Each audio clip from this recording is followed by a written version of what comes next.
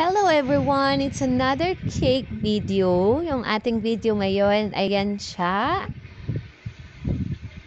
First coating na natin siya. Tapos, napakasimple lang din ng design ni ma'am. Meron na siyang fondant details. Ang color niya is color yellow.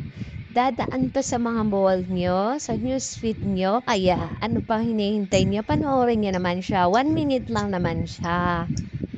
So, ayan na ang kanyang color. Final color is yellow. Anong nangyari? Nagkaroon ng dim light.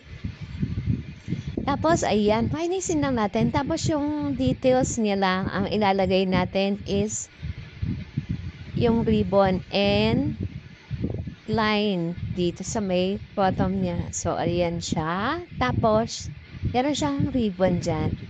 Merong mga magical na naganap dyan.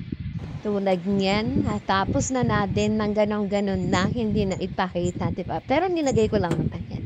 Yung number 8 is, niload natin yan. Tapos the rest, mano-mano lang ang ginawa natin. So, ayun na ang ating finish look. O, diba, napakasimple lahat, ganda. Thank you for watching. Bye!